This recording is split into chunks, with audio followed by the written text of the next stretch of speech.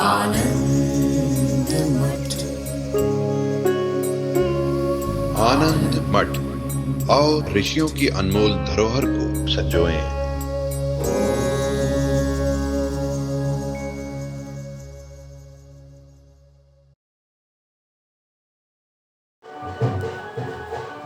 कि मनस्थिति कैसी होती है।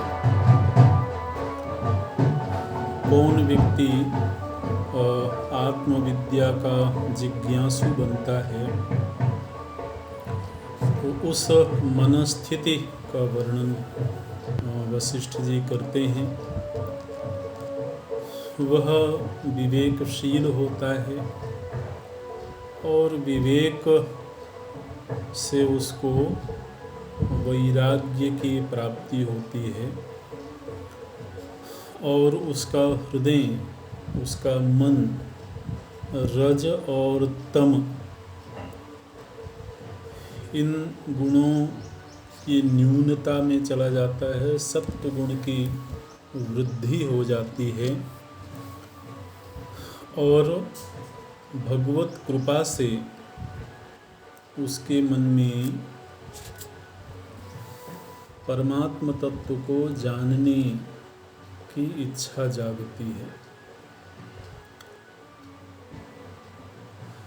वैराग्यवान होना, विचारशील होना, ये अपने पुण्यों के उदय से हुआ और भगवत प्राप्ति की कामना होना ये भगवत कृपा से हुआ। दोनों की ही भूमिका बताते हैं। जब पुण्यों का उदय होता है तो किसी को ऐसी मनस्थिति प्राप्त होती है और भगवत कृपा का संचार होता है तो ऐसी मनस्थिति प्राप्त होती है।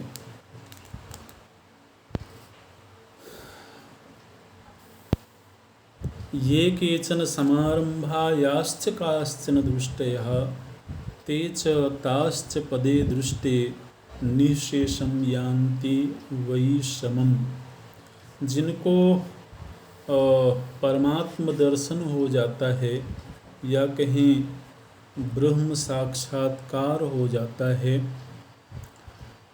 तो बोलते हैं कि उनके द्वारा फिर कोई भी कर्म का आरंभ हुआ हो वो सब व्यर्थ हो जाते हैं। यहाँ तक कि प्रमाण प्रमेय का जो व्यापार है वह भी उनके लिए व्यर्थ हो जाता है, सब शांत हो जाते हैं। यदि किसी को ऐसे विज्ञान की प्राप्ति न होवे तो इस कष्टप्रद संसार में कौन रहना चाहेगा। बोलते हैं यदि विज्ञान विश्रांति ही न भवेत भव्यचेतसः तदस्यां संस्कृतौ साधु चिंतामौढ़्यम सहेत कह। माने एक बार किसी को परम विश्रांति की प्राप्ति हो गई, उसके बाद में जगत रहे अथवा ना रहे उससे उनको कोई प्रभाव नहीं पड़ता है। लेकिन अगर विश्राम की प्राप्ति नहीं हुई है तो फिर यह असंख्य चिंताओं से भरा हुआ जो प्रपंच है, जगत है, यह बहुत रहने लायक सुखद स्थान नहीं है। परम प्राप्ति विलीयन्ते सर्वा मनन वृत्तयः।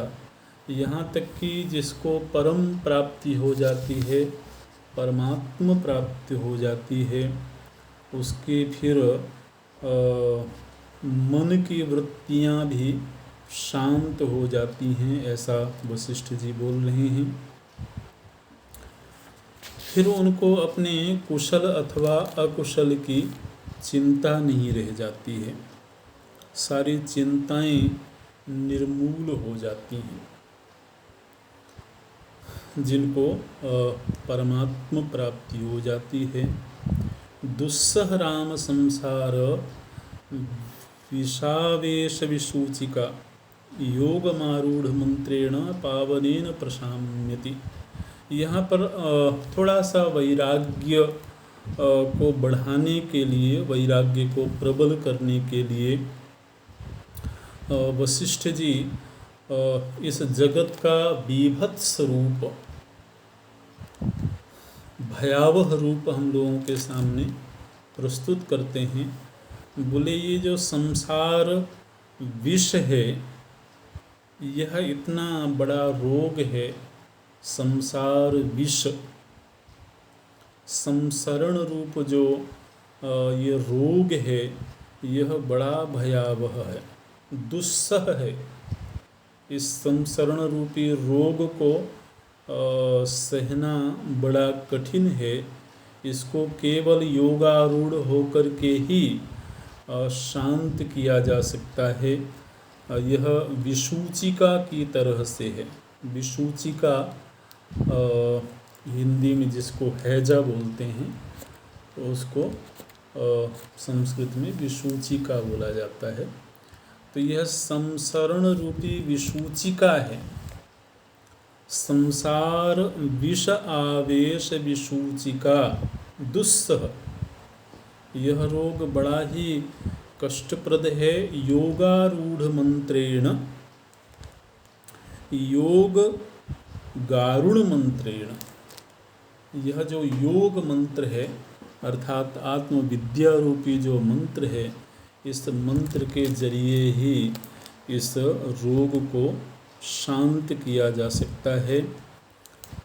और ऐसा मंत्र शास्त्र और सज्जनों के संगति से प्राप्त होता है। सच योगः सज्जनेन सह शास्त्र विचारणात् परमार्थ ज्ञान मंत्रो नूनम लभ्यते एव च। और निश्चित रूप से पूरे विश्वास के साथ वशिष्ठ जी बोलते हैं कि शास्त्र और संत के अनुग्रह से ऐसा मंत्र अवश्य प्राप्त होता है जो इस संसार विसूचिका को समाप्त कर सकता है। अवश्यमिहि विचारे कृते सकल दुख परीक्षयो भवतीति मंतव्यं न अतः विचार दृष्टयो अवहेलया दृष्टव्याः।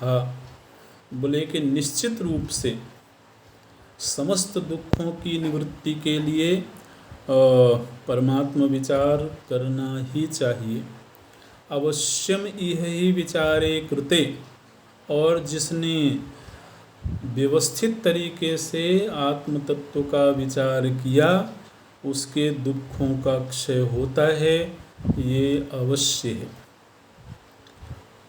इसलिए कभी भी आत्मचिंतन की अवहेलना नहीं करनी चाहिए।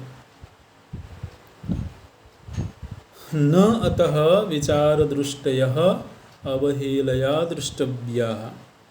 तो एक तो आत्मविचार की अवहेलना नहीं करनी चाहिए, और दूसरा जो आत्मचिंतन में लगे हुए लोग हैं अथवा आत्मनिष्ठ लोग हैं, ऐसे लोगों की कभी भी अवहेलना नहीं करनी चाहिए। विचारवता पुरुषेण, जो व्यक्ति आत्मचिंतन में लगा हुआ है वह इस संसार दोष को वैसे ही छोड़ देता है, संसार दोष से वैसे ही मुक्त हो जाता है जिस तरह से सर्प केचुल से बाहर निकल जाता है। सर्प के शरीर की ऊपर की जो चमड़ी होती है, एक समय के बाद, एक आयु के बाद में वह जर्जर हो जाती है और उसके लिए वह कष्टप्रद हो जाती है। उस चमड़ी में रहना उस सर्प के लिए बड़ा कष्टकारी हो जाता है। वो प्राकृतिक व्यवस्था है। तो फिर जब वह उस केचुल से बाहर निकल जाता है तो वह सुख की अनुभूति करता है। ठीक इसी तरह से ये दृष्टांत देते हुए बोलते हैं, विचारवता पुरुषेण, जो विचारवान पुरुष है वह सकलम इदम आधि पंजरम, यह जो व्याधि पंजर है, ये आधि व्याधि से युक्त जो यह देहाभिमान है, इससे सर्पेण त्वचम इव परिपक्वाम संत्यज्य, जिस तरह से सर्प चमड़ी के परिपक्व हो जाने पर उसको छोड़ देता है और फिर विगतज्वरेण वह कष्ट से मुक्त हो जाता है, ठीक इसी तरह से विचारवान पुरुष भी इस आधि व्याधि रूप पंजर से मुक्त हो करके विगतज्वरेण शीतलांतःकरणेन, शीतल अंतःकरण, प्रसन्न अंतःकरण से युक्त हो जाता है और फिर विनोदाद इंद्रजालमिव जगद अखिलम आलोक्यते, फिर इस जगत के नृत्य को देखता है वह इंद्रजाल की तरह, जादू की तरह देखता है। एक बार जब स्वयं इस देहाभिमान से और अज्ञान से मुक्त हो गया विचारवान पुरुष है, वह फिर इस जगत को केवल एक जादू के खेल की तरह देखता है, और जादू का खेल देख करके व्यक्ति कभी भी दुखी नहीं होता है, वह उसमें आनंदित होता है। तो ठीक इसी तरह से विचारवान पुरुष भी विनोदात, विनोद आनंद का अनुभव करता है, विनोदाद इंद्रजालमिव जगत अखिलम आलोक्यते, इस समूचे प्रपंच को जादू के खेल की तरह देख करके आनंदित होता है। सम्यक दर्शनवता, जिसको सम्यक दृष्टि प्राप्त हो गई है, माने आत्मदृष्टि प्राप्त हो गई है। लेकिन असम्यक दर्शनवतः, जिसको अभी सम्यक दृष्टि प्राप्त नहीं हुई है, वह परम दुखम इदम, वह परम दुख से ग्रसित रहता है। अच्छा, अब ये जो प्रसंग जो हम पढ़ रहे हैं यह गद्य में है, मतलब श्लोकबद्ध नहीं है, गद्य में जैसे पैराग्राफ होते हैं उस तरह से यह संस्कृत में है। और यह संसार किस तरह से कष्टप्रद है और किस तरह की नारकीय योनियाँ होती हैं, उसका थोड़ा वशिष्ठ जी वर्णन करते हैं। बोले कि अगर किसी को सम्यक दृष्टि प्राप्त नहीं हुई है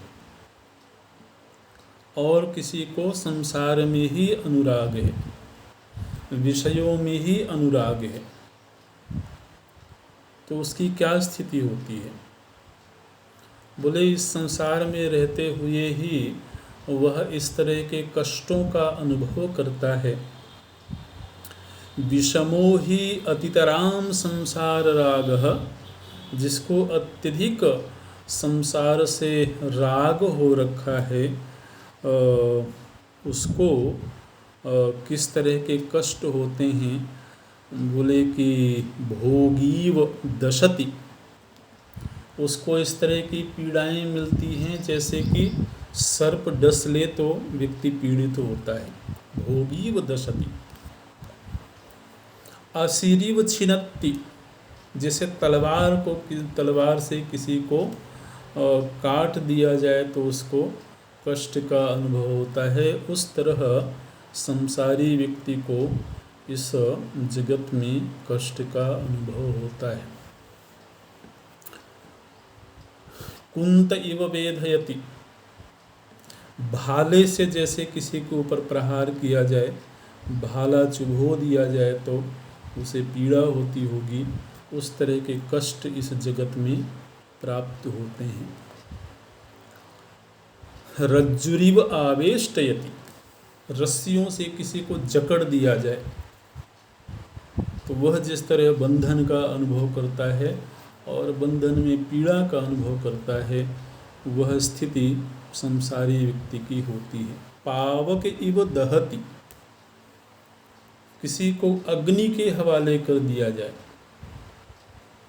तो अग्निदाह से जैसा कष्ट होता है वह संसारी की स्थिति होती है। रात्रिरिव अंधयति, घने अंधेरी रात्रि में जिस तरह से व्यक्ति अंधा हो जाता है, उसे कुछ दिखाई नहीं देता, और उस अंधकार में जिस तरह व्यक्ति कष्ट का अनुभव करता है वह संसारी व्यक्ति को प्राप्त होता है।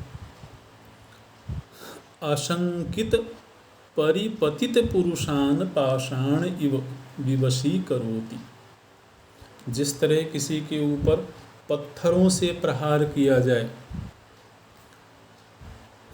तो पत्थरों के प्रहार से व्यक्ति मूर्छित हो जाता है और उसकी संज्ञा शून्य हो जाती है, वैसी स्थिति व्यक्ति की होती है।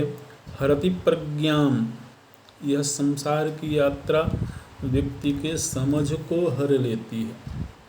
नाशयति स्थितिम, अगर किसी को कुछ अच्छी स्थिति प्राप्त भी हुई हो तो वह सम्यक दृष्टि नहीं होने के कारण पुनः निम्न स्थिति में पतित हो जाता है। मोहांधकूपे पातयति, मोह रूपी अंधकूप में व्यक्ति गिरा दिया जाता है संसार राग होने के कारण। तृष्णा जर्जरी करोति, हमारे भीतर की जो तृष्णाएं हैं, जो तरह तरह की कामनाएं हैं, ये कामनाएं हमारे जीवन को जर्जर बना देती हैं। ये संसार राग की स्थिति होती है। न तदस्ति किंचित दुखम संसारी यन्न प्राप्नोति, संसारी व्यक्ति के जीवन में ऐसा कोई दुख नहीं है जो उसको प्राप्त न होता हो। दुनिया में हर प्रकार के कष्ट संसारी व्यक्ति को प्राप्त होते हैं। दुरंतेयम ही किल विषय विसूचिका यदि न चिकित्स्यते तन्नितराम नरक नगर निकर फलानुबंधिनी तत्तत् करोति। बोले अगर समय रहते इस विषय विसूचिका की चिकित्सा न की जाए, संसरण रूपी यह जो विसूचिका है, रोग है, इसकी यदि समय रहते चिकित्सा न की जाए तो फिर उस जीव को किस तरह के नारकीय योनियों की प्राप्ति होती है वो हम आपको बताते हैं। कुछ नारकीय कष्टों की चर्चा यहाँ पर करते हैं। बोलते हैं यत्र शिलाशित, पत्थर खाने पड़ते हैं। व्यक्ति को भूख लगी हो और वह नारकीय योनियों में पड़ा हुआ हो तो उसको खाने के लिए पत्थर दिए जाते हैं। शिलासित। अशिशातः, तलवारों से उसके अंगों का छेदन किया जाता है, उसके शरीर के टुकड़े टुकड़े किए जाते हैं। पातः, उसको ऊंचे ऊंचे पर्वत चोटियों से गिराया जाता है। उपलताड़नम, पत्थरों के से उसके ऊपर प्रहार किया जाता है। उपलताड़नम, उपल का अर्थ होता है पत्थर। अग्निदाह्य, अग्नि में उसको झोंक दिया जाता है, अग्नि में जलाया जाता है। हिमावसेकः, कभी तो उसको अग्नि में जलाया जाएगा तो कभी उसको बर्फ की सिल्लियों के बीच रख दिया जाएगा। ऐसे हिमावसेक अंगावकर्तनम, उसके अंगों को छुरी आदि से काटा जाता है। चंदन चर्चा, जैसे आपने देखा होगा कभी जो चंदन की लकड़ी होती है उसको पत्थर में घिसा जाता है। तो बोले इसी तरह से व्यक्ति को उसको पकड़ करके उसके शरीर को पत्थर के ऊपर घर्षण किया जाता है। चंदन चर्चा। तरुवनानि गुणवृत्तांतः, ऐसे ऐसे वन से गुजारा जाता है। जिस वन में जो वृक्ष होते हैं उन वृक्षों के पत्ते नुकीले होते हैं, तलवार के धार की तरह वो धारदार होते हैं और घने होते हैं। ऐसे वन से उसको गुजारा जाता है ताकि उससे उसके अंगों को कष्ट होवे। गुणवृत्तांतः परिवेशः अंग परिमार्जनम, व्यक्ति के शरीर में कांटेदार डंडों से प्रहार किया जाता है और लोहे की तपाई हुई जो राड होती हैं उनसे उसको लोहे की तारों से उसको बांधा जाता है।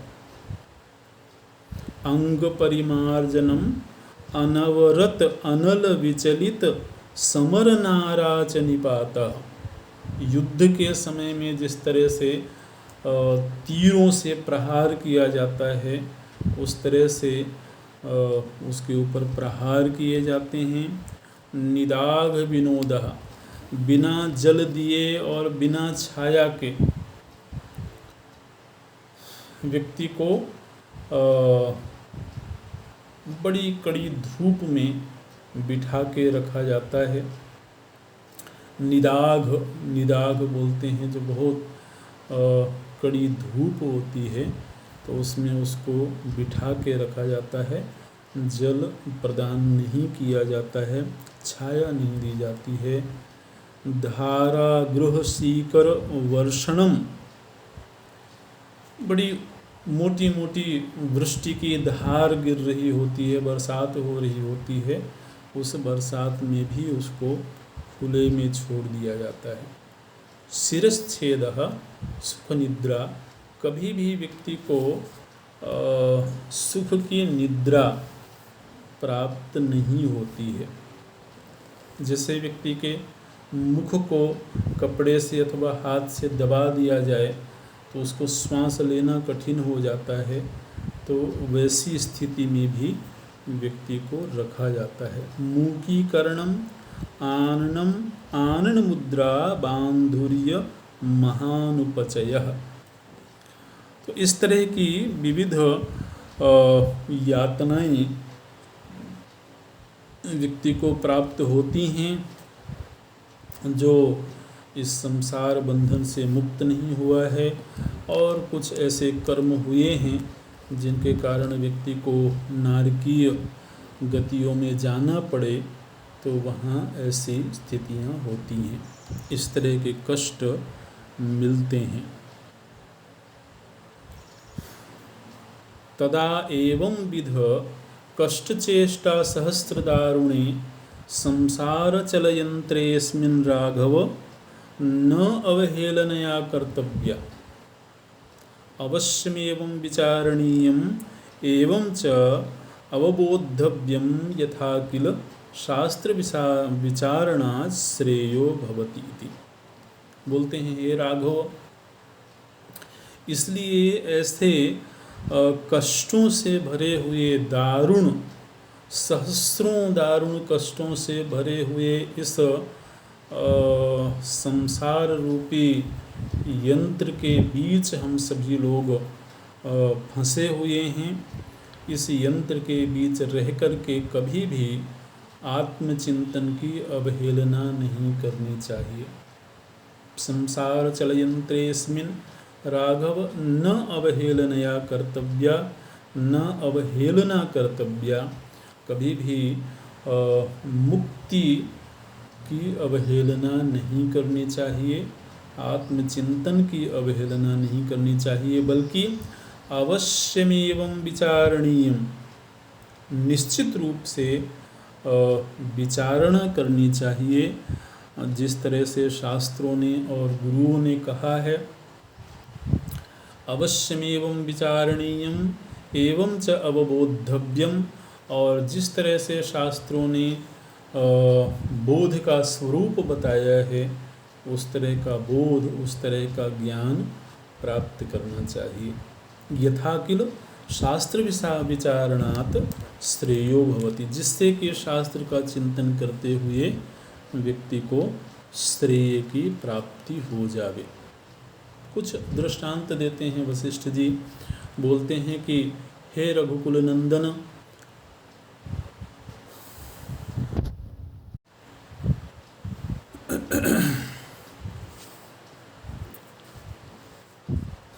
बोलते हैं वशिष्ठ जी, अन्यच्च रघुकुलेन्दो यदि च एते महामुनयो महर्षयश्च विप्राश्च राजानश्च ज्ञानकवचेन अवगुण्ठितशरीरास्ते कथम् अदुःखक्षमा अपि दुःखकरीं तां तां वृत्तिपूर्विकां संसारकदर्थम्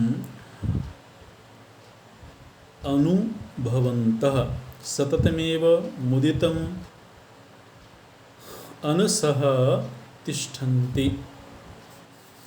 बोलते हैं कि हे रघुकुल नंदन, ये जो महामुनि हैं, ये जो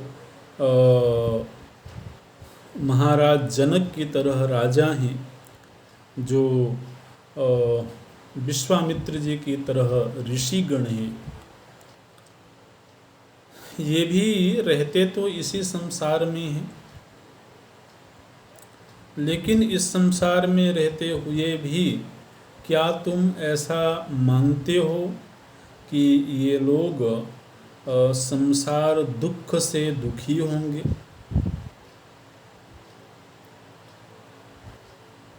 बोले नहीं, संसार में रहते हुए भी ये संसार के दुखों से मुक्त हैं, और संसार के दुखों से सिर्फ इसीलिए मुक्त हैं क्योंकि उनको यथार्थ का बोध हो गया है, उनको सम्यक दृष्टि की प्राप्ति हो गई है। इसलिए सम्यक दृष्टि प्राप्त हो जाने के कारण वो इस संसार में रहते हुए, इस दुखप्रद संसार में रहते हुए भी दुखों का अनुभव नहीं करते हैं, दुखों से विनिर्मुक्त रहते हैं। यह ही विकौतुका विगत विकल्प विप्लवा यथा स्थिता हरिहर पद्मजादयः नरोत्तमाः समधिगतात्मदीपकास्तथा स्थिता जगति विशुद्ध बुद्धयः। बोले कि जो विशुद्ध बुद्धि से संपन्न हैं, जिनको निर्मल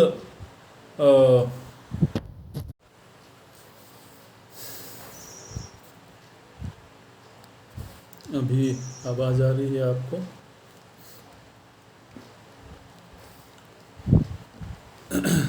तो बोलते हैं वशिष्ठ जी, यह ही विकौतुका विगत विकल्प विप्लवाः यथा स्थिता हरिहर पद्मजादयः। बोले कि इस सृष्टि में ऐसे ऐसे नरोत्तम हैं, ऐसे ऐसे श्रेष्ठ लोग हैं जिनको विशुद्ध बुद्धि की प्राप्ति हो गई है, और वो ब्रह्मा विष्णु और शिव जी को जिस तरह के आनंद की स्थिति प्राप्त है, उसी तरह के आनंद की स्थिति में वो नरोत्तम वो श्रेष्ठ पुरुष रहते हैं। और जिस तरह समाधि में जाकर के आत्मदीप की प्राप्ति होती है, आत्म प्रकाश की प्राप्ति होती है, उसी तरह कि वो नित्य प्रकाश का अनुभव करते हैं। परिक्षीणे मोहे, जिनके भीतर का मोह परिक्षीण हो गया, नष्ट हो गया।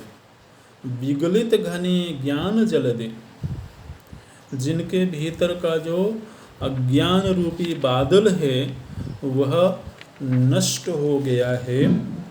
परिज्ञाते तत्वे, जिनको तत्व का ठीक ठीक बोध हो गया है। समाधिगत आत्मनि अतितरे, जिनको आत्मा की ठीक ठीक स्थिति प्राप्त हो गई है, जो आत्मा में समाहित हो गए हैं, वो विचार्य आर्यैः सार्धं चलित वपुषो वै सदृशतो धिया दृष्टे तत्वे रमणमटनम जागतमिदम। बोले कि वो लोग निरंतर आत्मरमण करते हुए इस संसार रूपी अटवी में, इस संसार रूपी वन में आनंद के साथ भ्रमण करते हैं। इसी संसार में जो अज्ञानी व्यक्ति है वह नाना नाना प्रकार के कष्टों का अनुभव करते हुए जीवन यापन करता है। और इसी संसार में जिनको विशुद्ध बोध की प्राप्ति हो गई है वो रममाण होते हैं, रमण करते हैं और कष्टों से निष्प्रभावी रहते हैं। प्रसन्ने चित्तत्वे, बड़ा सुंदर शब्द यहाँ पर वशिष्ठ जी ने दिया है। बोलते हैं जिनके ऊपर चित्तत्व प्रसन्न हो गया, जिनके ऊपर आत्मा प्रसन्न हो गई, मतलब आत्म कृपा हो गई। प्रसन्ने चित्तत्वे हृदि समभवे वल्गति परे, जिनको सम भाव की प्राप्ति हो गई है। क्षमा भोगी भूता स्वखिल कदना दृष्टिपुरः समं याति स्वान्तःकरण घटना स्वादित रसम धिया दृष्टे तत्वे रमणमटनम जागतमिदम। बोले इसी जगत में रहते हुए जिनको आत्मरस प्राप्त हो गया है वो जागतिक कष्टों से सर्वथा मुक्त रहते हैं। स्वान्तःकरण घटना स्वादित रसम, जिनको अपने भीतर ही आत्म तत्व का रस प्राप्त हो गया। धिया दृष्टे तत्वे, जिन्होंने अपनी बुद्धि से तत्व का साक्षात्कार कर लिया है। रमण मटनम, आनंद के साथ वो इस संसार में अटन करते हैं, भ्रमण करते हैं और कष्टों से मुक्त रहते हैं। यह शरीर एक रथ की भांति है और इसमें जो संबद्ध इंद्रियां हैं वो घोड़े की भांति हैं। रथस्थाणु देह तुरग रचना च इंद्रिय गति परिस्पंदो वातो वहन कलितानंद विषय परोणुर्वा देहि जगति विहरामीत्यनघया धिया दृष्टे तत्वे रमणमटनम जागतमिदम। बोले कि इसी शरीर रूपी रथ पर सवार होकर के कोई जीव तो गर्त में गिर रहा है और कष्टप्रद नरक में गिर रहा है, पतित हो रहा है। और इसी शरीर रूपी रथ में सवार होकर के जो आत्मनिष्ठ पुरुष है वह इस संसार अटवी में भ्रमण करता है और वह हर जगह आनंद का अनुभव करता है। इसलिए एताम दृष्टिम अवष्टभ्य दृष्टात्मान सुबुद्धयः विचरन्ति ये संसारो महान्तोऽभ्युदिता इव।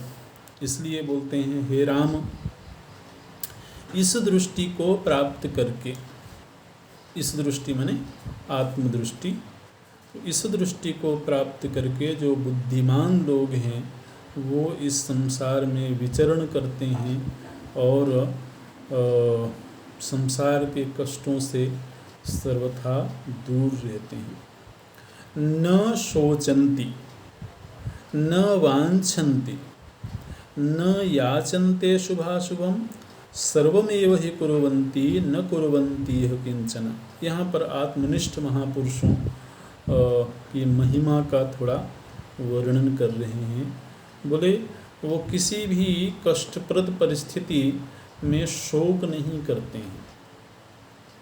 न शोचन्ति, परिस्थिति तो कष्टप्रद होगी, परिस्थितियाँ तो इस संसार में कभी भी अनुकूल नहीं रह सकती हैं, लेकिन न शोचन्ति, अनुकूल परिस्थिति की कामना नहीं करते। न वांछन्ति, उनके भीतर कोई कामना नहीं होती है कि अनुकूल परिस्थिति आ जाए, प्रतिकूल परिस्थिति चली जाए। न याचन्ते, किसी से भी व्यक्ति से अपने निजी सुख अथवा सुरक्षा के लिए कोई याचना नहीं करते हैं, शुभ अशुभ दोनों ही स्थितियों में। सर्वम एव कुर्वन्ति, शरीरधारी होकर के वो सब कुछ करते हुए दिखाई देते हैं, लेकिन न कुर्वन्ति यः किंचन, दूसरे की दृष्टि में वो सब कुछ करते हुए दिखाई देंगे, सारी चेष्टाएं करते हुए दिखाई देंगे, लेकिन वो स्वदृष्टि में कुछ नहीं करते हैं। स्वच्छमेवावतिष्ठन्ते स्वच्छं कुर्वन्ति यान्ति हेयोपादेयताप रहिताः स्वात्मनि स्थिताः। बोले कि वो फिर शुद्ध बुद्धि से युक्त हो जाने के कारण वे लोग स्वच्छता में ही रहते हैं। स्वच्छता का एक अर्थ होता है सुख, सुख में ही वो बैठते हैं, उनकी हर क्रिया सुख रूप ही होती है और कहीं भी उनका कोई संग नहीं होता है।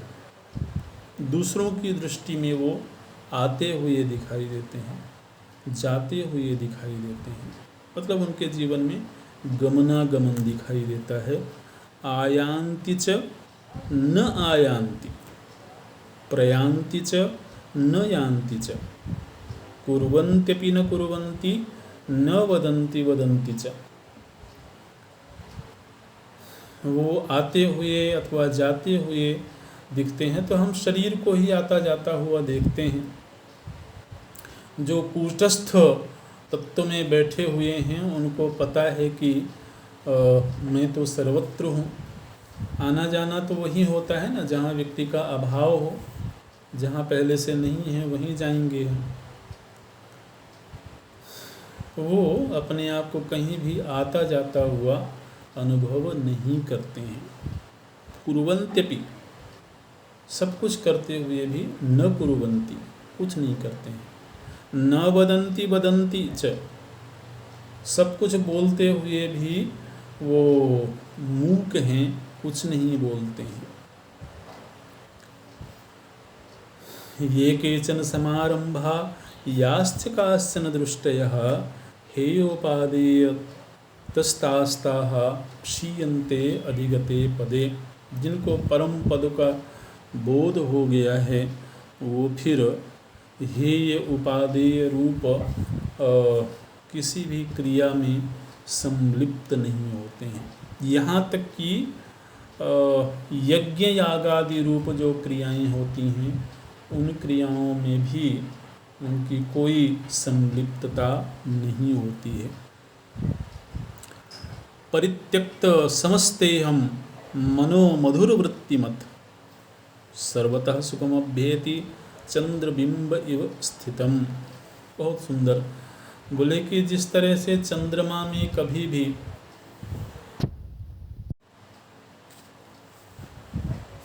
ये केचन समारंभाः याश्च काश्चन दृष्टयः परित्यक्तसमस्तेऽहं मनोमधुरवृत्तिमत् सर्वतः सुखमभ्येति चंद्रबिंब इव स्थिरम। बोले कि जिस तरह से चंद्रमा में कभी भी शीतलता घटती नहीं है।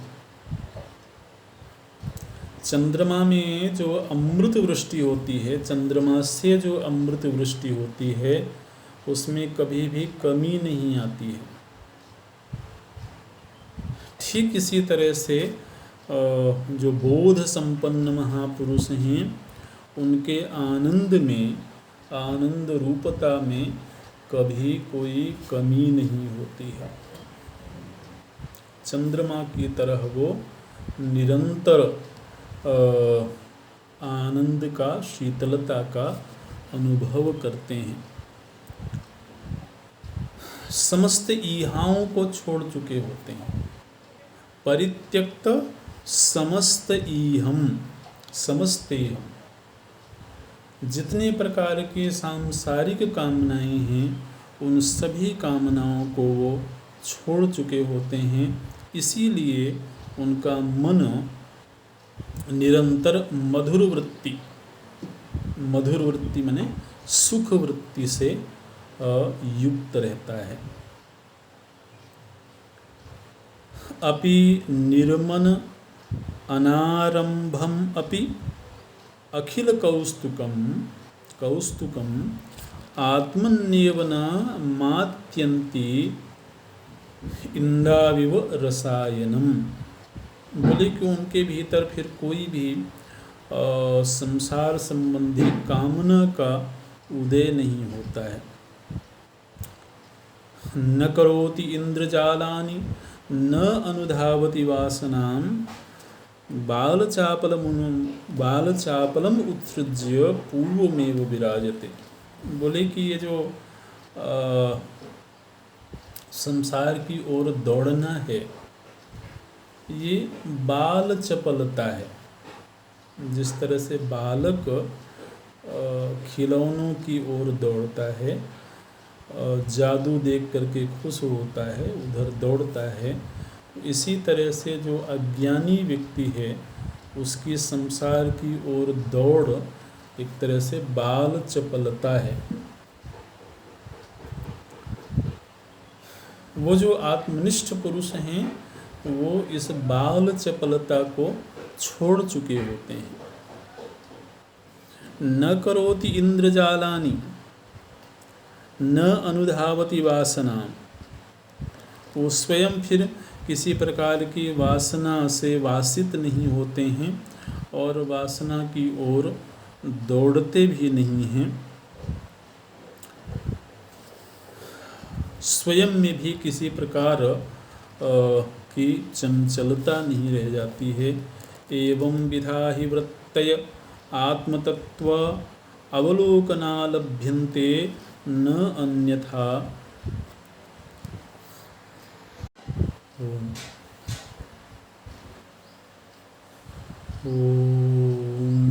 पूर्णमदः पूर्णमिदं पूर्णात् पूर्णमुदच्यते पूर्णस्य पूर्णमादाय पूर्णमेवावशिष्यते।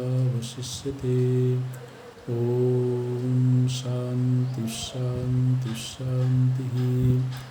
हरि ओम श्री गुरुभ्यो नमः। हरि ओम।